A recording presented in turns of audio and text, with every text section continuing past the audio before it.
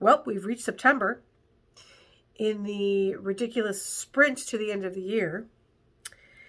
And I feel like I'm wearing a bathrobe tonight when this is actually a very cute dress. But I look at myself in the camera, I'm like, why do I look like I'm wearing a bathrobe? I don't know. Anywho, it's the top of the month. So let's talk about what's coming up. Hopefully this month I'll be better about keeping up on my social media and my posting because it has been quite crazy. I have either been working or sleeping, so that's about it.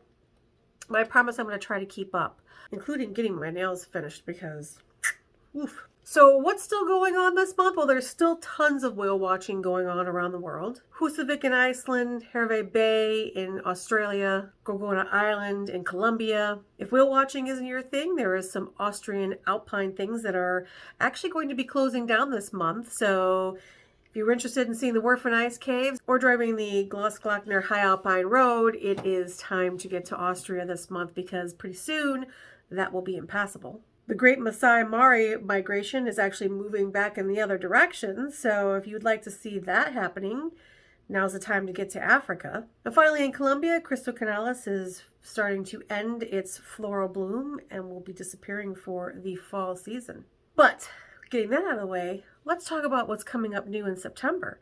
First of all, where some places are getting ready for fall, others are getting ready for spring, and that includes South Africa. The city of Pretoria, also known as Jacaranda City, is in full bloom and will be for the next month.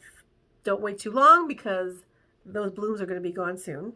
Now in the Northern Hemisphere, our leaves are starting to change as we pass into winter, most notably Ruska and Finnish Lapland, as well as Vermont and New Hampshire for the fall foliage. There's also a whole bunch of hot air balloon festivals coming up in September. Labor Day weekend in Colorado Springs for the Labor Day liftoff. Reno, Nevada gets into the fun with the Great Reno Balloon Race. The Midwest is represented by St. Louis in the Great Forest Park Balloon Race. And then you can't forget the Adirondacks, which has their Adirondack Balloon Festival.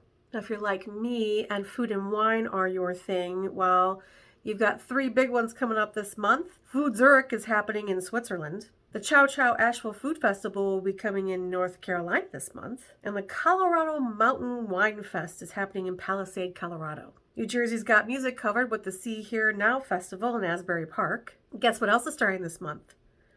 Sumo. Yes, Sumo's returning to Tokyo for 2 weeks for another Sumo tournament. And of course, the biggest event of September, Oktoberfest in Munich.